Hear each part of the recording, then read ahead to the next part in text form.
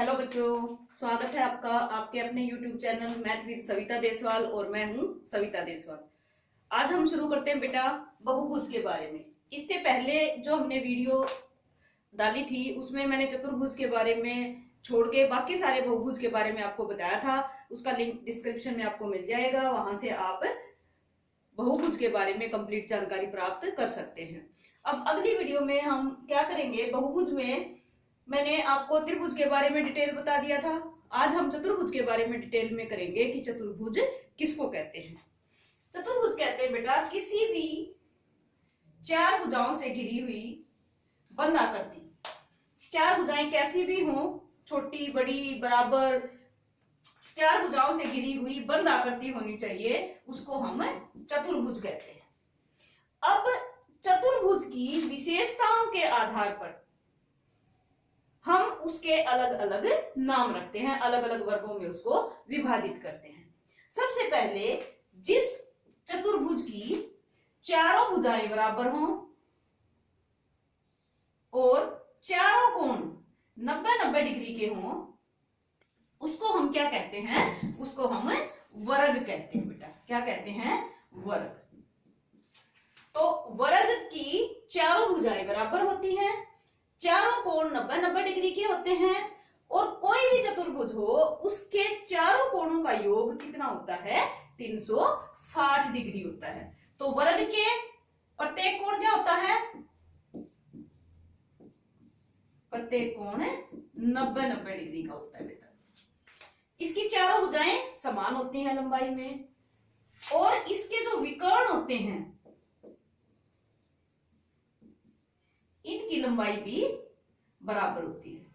वर्ग के दोनों विकर्णों की लंबाई समान होती है और इसके जो विकर्ण होते हैं वो एक दूसरे को 90 डिग्री पर यानी 90 डिग्री के कोण पर समकोण पर एक दूसरे को समद्वि विभाजित करते हैं।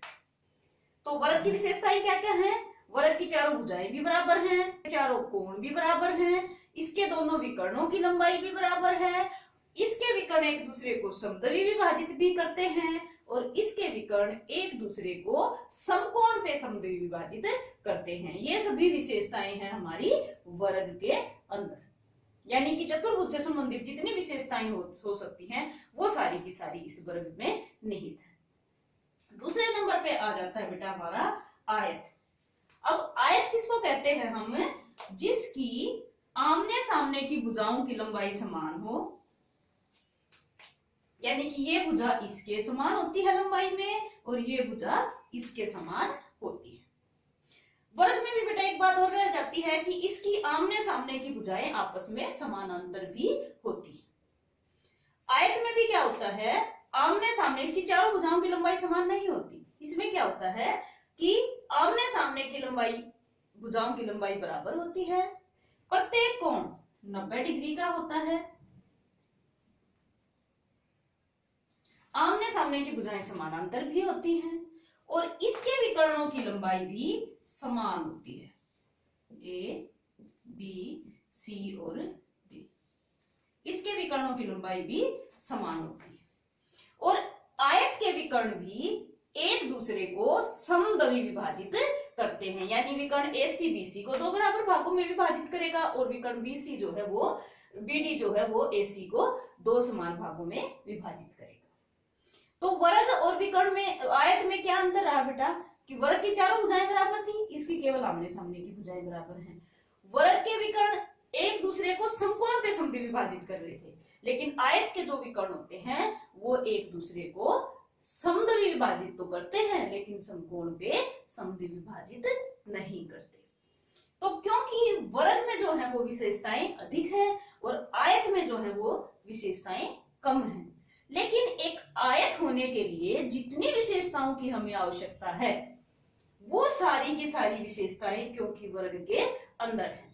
क्या क्या विशेषताएं होनी चाहिए आयत होने के लिए? आमने सामने की भुजाएं बराबर होनी चाहिए जो कि वर्ग में होती हैं, आमने सामने की भुजाएं समानांतर होनी चाहिए वो भी है, इसके प्रत्येक कोण 90 डिग्री का होना चाहिए वो भी है और इसके विकर्ण एक दूसरे को समद्वि विभाजित करने चाहिए तो वो भी है और इसके दोनों विकर्णों की लंबाई बराबर होनी चाहिए तो वो भी वर्ग में है।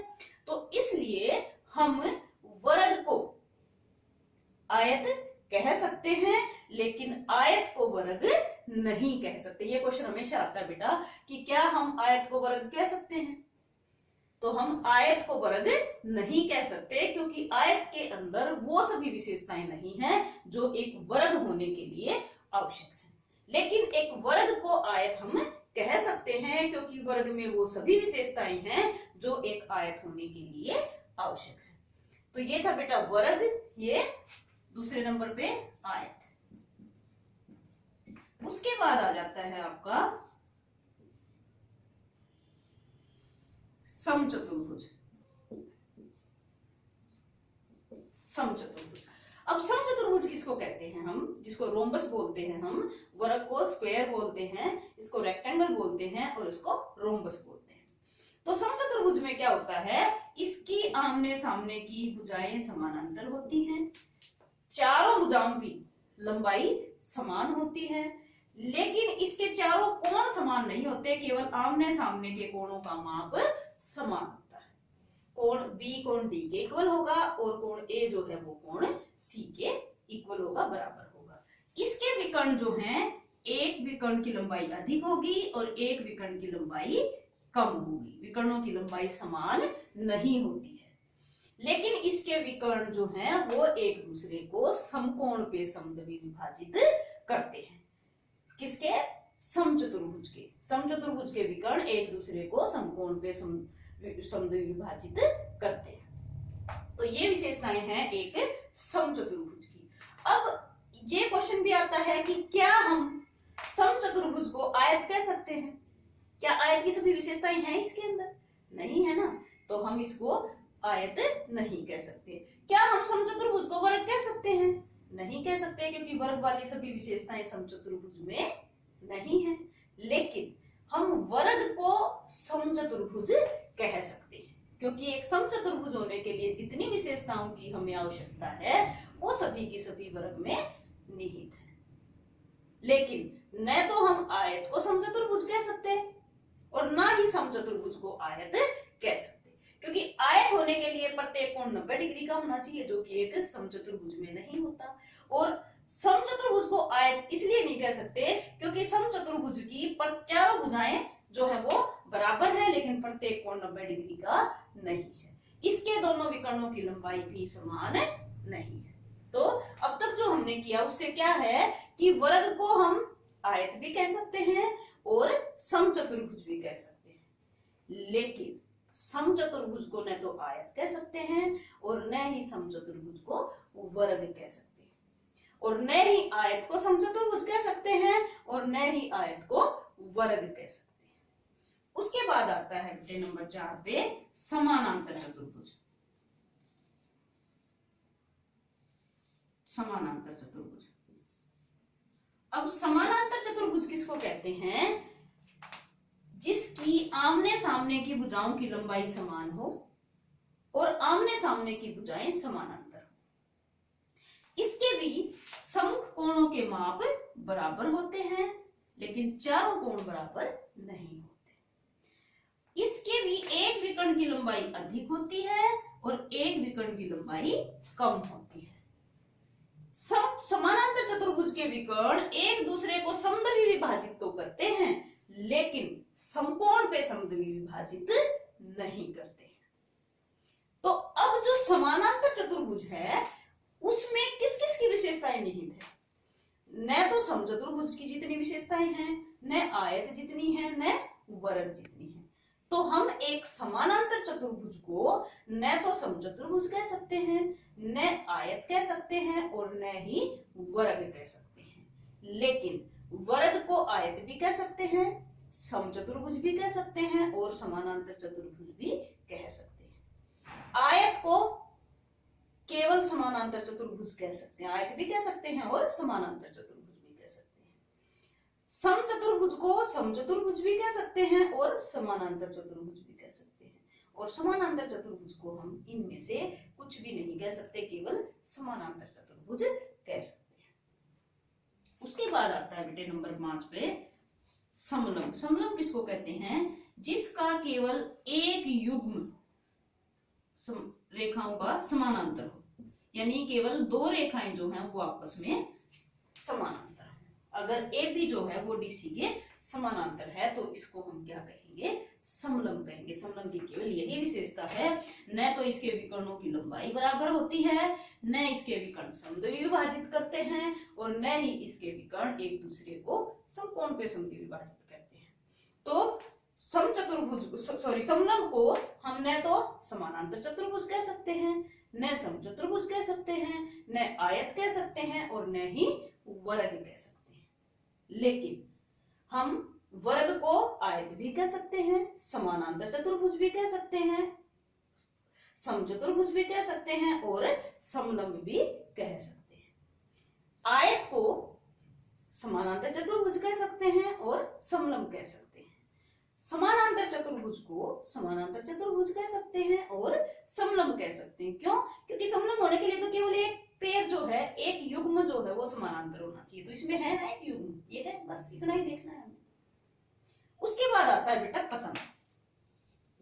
पतंग में क्या होता है, ऊपर वाली दोनों रेखाओं की लंबाई बराबर और नीचे वाली दोनों रेखाओं की लंबाई बराबर होती है। इसके जो विकर्ण होते हैं वो एक दूसरे को समकोण पे प्रतिच्छेद करते हैं, लेकिन समद्विभाजित विभाजित नहीं करते हैं। तो इनमें से हम ये क्या करते हैं, समद्विभाजित विभाजित भी नहीं करते हैं ना, केवल ऊपर वाली दोनों रेखाएं बराबर है, नीचे वाली दोनों रेखाएं बराबर है, ये जरूरी है।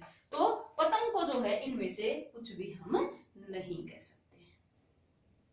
उसके बाद हमारे पास कोई भी चतुर्भुज जिसमें इनमें से कोई भी विशेषता न हो, न तो उनकी समूह भुजाएं समान हो, ना समानांतर हो, ना विकर्ण एक दूसरे को समद्विभाजित विभाजित करते हो, तो उसको हम सिर्फ क्या कहेंगे, एक चतुर्भुज कहेंगे। केवल एक, वो चाहे कैसा भी हो सकता है, ऐसे भी हो सकता है, ठीक है, ए बी सी और डी। तो ये थी बेटा हमारी चतुर्भुज की प्रकार। अब चतुर्भुज के परिमाप और क्षेत्रफल के बारे में बात करते हैं। परिमाप जो होता है वो कितनी भी भुजाओं वाला बहुभुज क्यों ना हो, उन सभी भुजाओं की अगर हम लंबाई का योग कर देते हैं तो वो उस बहुभुज का परिमाप कहलाता है। वर्ग है तो क्योंकि इसकी चारों भुजाएं समान हैं और चारों भुजाओं का योग क्या होगा, इसका परिमाप होगा। तो अगर हम इस भुजा की लंबाई a ले लेते हैं तो चारों भुजाओं की लंबाई क्या हो जाएगी, a हो जाएगी। और वर्ग के परिमाप का फॉर्मूला क्या हो जाएगा, वर्ग का परिमाप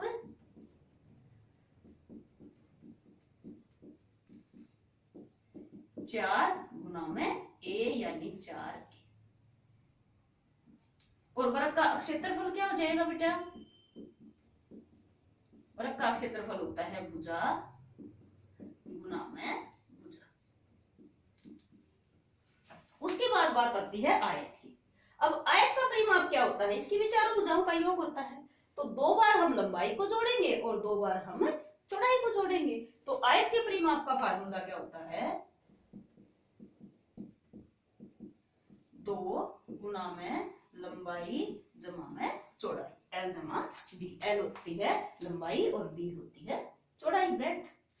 उसके बाद आता है आयत का क्षेत्रफल।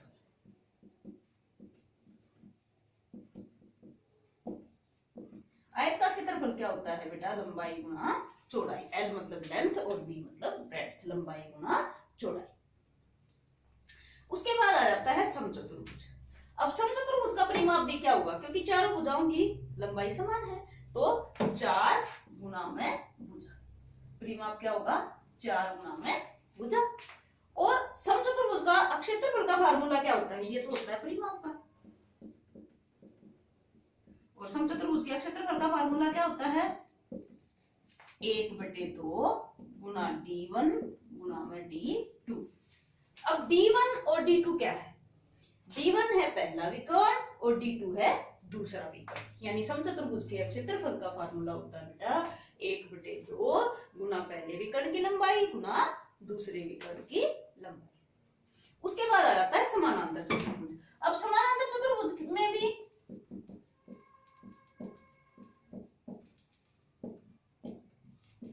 परिमाप क्या होगा, अब समानांतर चतुर्भुज का परिमाप भी क्या होगा, दोनों आमने सामने की भुजाओं की लंबाई बराबर है, तो 2 बार हम इन लंबाई को जोड़ेंगे और 2 बार चौड़ाई को जोड़ेंगे, तो परिमाप क्या हो जाएगा, जो आयत का परिमाप था 2 गुणा में लंबाई जमा में चौड़ाई।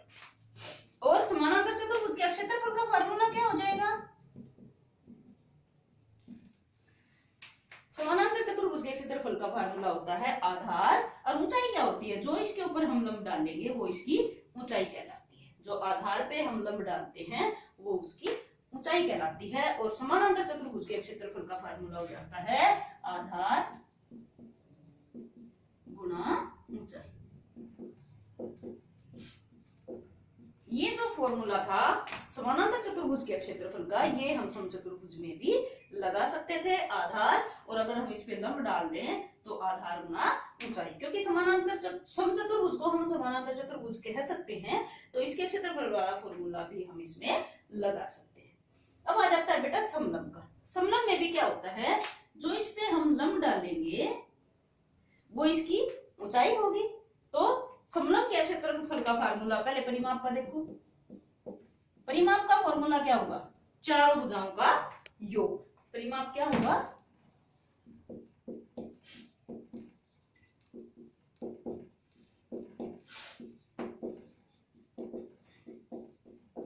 और क्षेत्रफल का फॉर्मूला क्या होगा, 1/2 गुना में ऊंचाई। ऊंचाई क्या है, जो इस पे हमने लंब डाला, और गुना में दोनों समानांतर भुजाओं का योग, यानी जितनी लंबाई ए बी भुजा और डीसी भुजा की होगी उन दोनों भुजाओं का योग। तो 1/2 गुना ऊंचाई गुना में दोनों समानांतर भुजाओं का योग।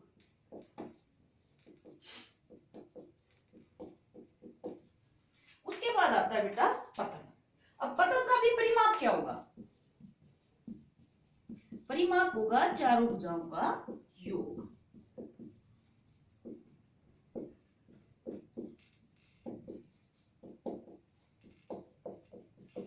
अब पतन का अगर हम क्षेत्रफल निकालेंगे तो कैसे निकालेंगे, क्योंकि इसके विकर्ण एक दूसरे को समकोण पर प्रतिच्छेद करते हैं, तो पहले हम ऊपर वाले त्रिभुज का निकालेंगे, त्रिभुज ए बी डी का, और ए बी डी में बी डी जो है वो हमारा आधार हो जाएगा, और ए ओ हमारा लंब हो जाएगा।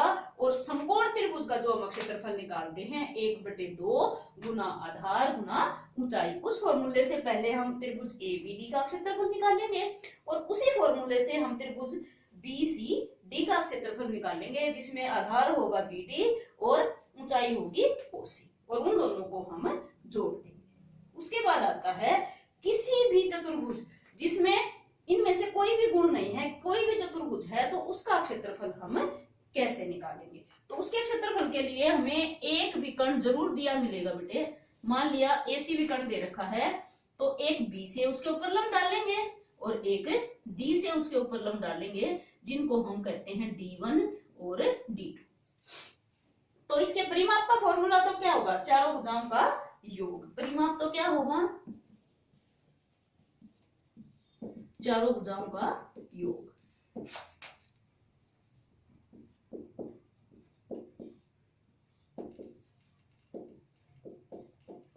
और क्षेत्रफल क्या होगा, क्षेत्रफल होगा बेटा 1/2 गुना में जो विकर्ण AC है वो, गुना में AC और गुना में D1 प्लस D2। D1 क्या था, जो इस AC विकर्ण पर लंब डाला गया है ये D1, और जो दूसरा लंब डाला गया है वो D2। तो इसके क्षेत्रफल का फॉर्मूला हो जाएगा 1/2 गुना दिया गया विकर्ण गुना उसके ऊपर डाले गए दोनों लंबों की लंबाई का जोड़। तो ये था बेटा चतुर्भुज के बारे में। जितना मेन जो चीजें होती हैं जो आपके बहुत काम की हैं, हर कक्षा में आपके काम आती हैं, तो मुख्य मुख्य बातें जो हैं वो मैंने आपको चतुर्भुज के बारे में आज बता दी हैं। बाकी करेंगे हम नेक्स्ट वीडियो में। तो उम्मीद है बेटा मेरे को आपको ये बहुत अच्छे से समझ में आया होगा। अब आपको क्या करना है, जल्दी से इस चैनल को सब्सक्राइब करना है, और आपको वीडियो कैसी लगी, आपको समझ में आता है या नहीं आता है, वो आपको कमेंट बॉक्स में जरूर बताना है, अपने दोस्तों के पास इसको शेयर जरूर करना है। बाय।